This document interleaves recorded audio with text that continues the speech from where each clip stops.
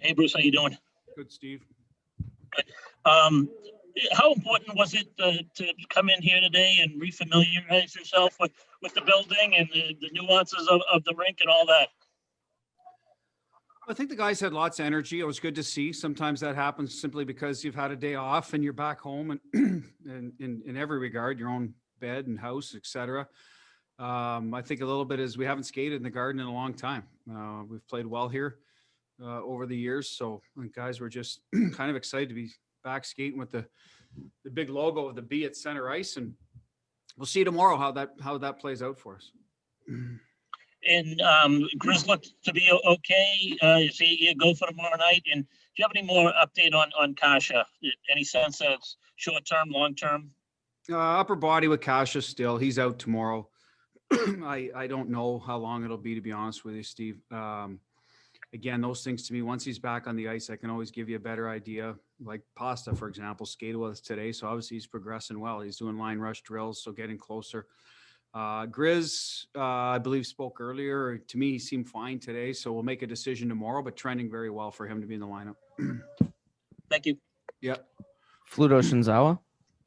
Hi, Bruce. A couple of questions about Pastrnak. First, what is the plan here in terms of incorporating him fully into the group, maybe getting him out of that non-contact jersey? Just what's the plan with him going forward? He's got a little bit of that to go. So I would say best guess would be, he will be in with us through this week in a red, stay out of the heavy stuff. And then hopefully by next week, he joins us and then see how close he is to game ready. So where that puts him exactly, I don't know, Fluto. It's probably a little early for that.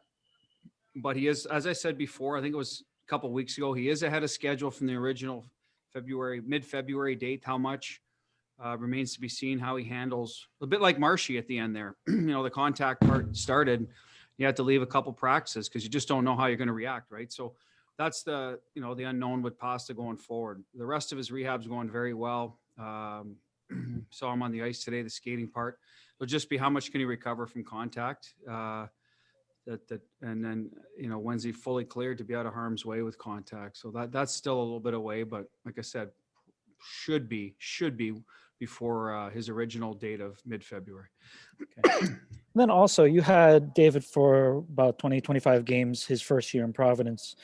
Did you see the foundational pieces in place there that the 18-year-old David would someday develop into the 23, 24-year-old David that you see now? Not all of them. Love of the game, willing to work hard, fearless in terms of, trying to grow as a player and putting himself out there as a young kid. He wasn't afraid to go into traffic when need be, try certain things that some other young guys may not, bounce back from things that didn't go his way. He was strong on the puck, Fluto, in battles along the boards where he gets fish pucks out like he can now with his hands high. Some guys got to get a low center of gravity. So you could always tell he had some strong hands and leverage, good stick that way. I think the thing with David early on, he got knocked off pucks a lot.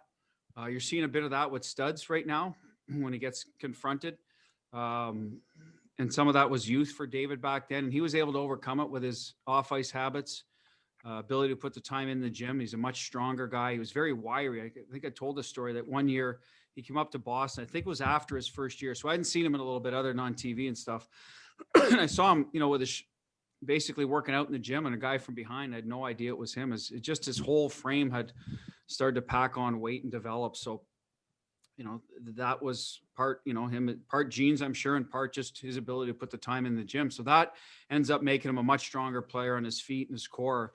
And you see that now all the time. People hit him or get pieces of him, but they don't, knock him off stride or off the puck. And that was the biggest difference back then. And you can never predict that with a player. I think that's tough. Some guys just get that core strength and confidence and, they keep right on going. Other guys have a tougher time getting through the traffic. And with him, that was the question mark. And I said before also his shot, right? He's really developed a one-timer. He could always shoot at wrister, good shot in tight, but the one-timer and the strength on the puck are the two biggest things that have separated him, made him basically an elite player in the National Hockey League that, were unpredictable back then. Scott McLaughlin. Hey, Bruce. Obviously, there's been plenty made of what's not happening offensively for you guys, but at the other end, how good do you feel about the way you've been playing defensively? And is it nice to have that starting to emerge as a foundation that you can build from and hopefully get the offense going?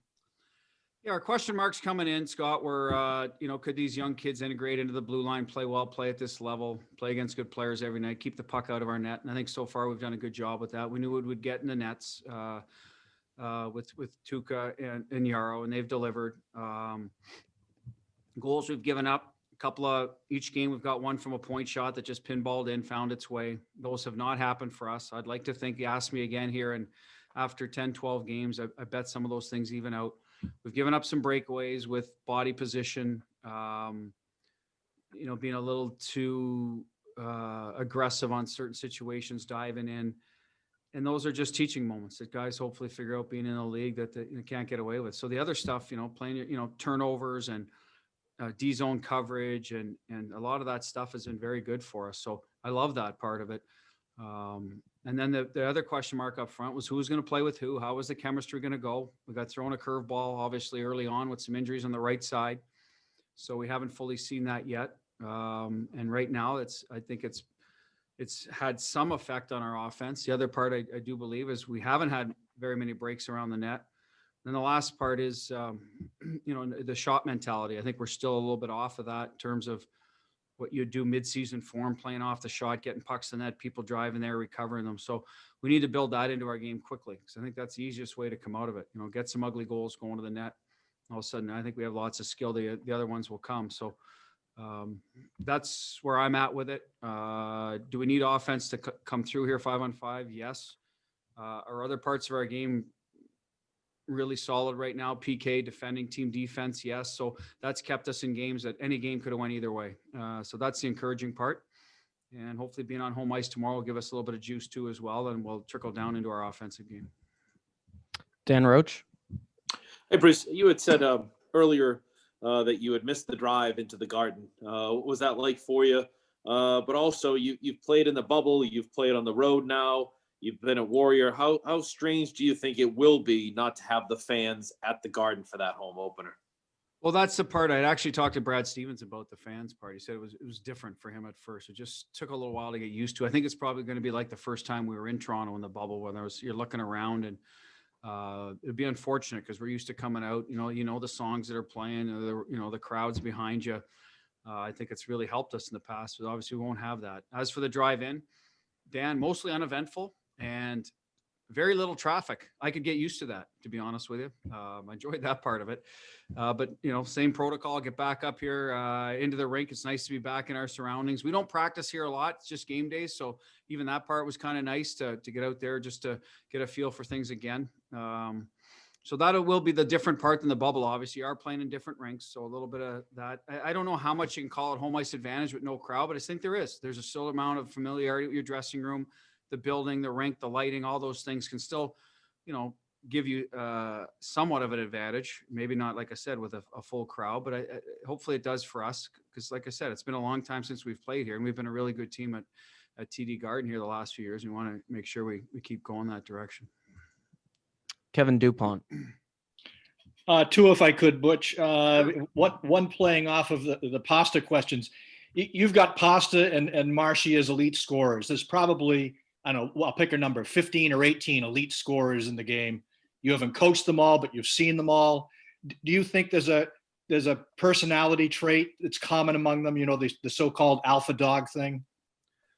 Well, the confidence for sure. I mean, guys recognize when they're the top of their craft. I think different guys have different ways. I think Pasta's got a great outgoing personality, and it's helped him quite a bit. You see that with Ovechkin.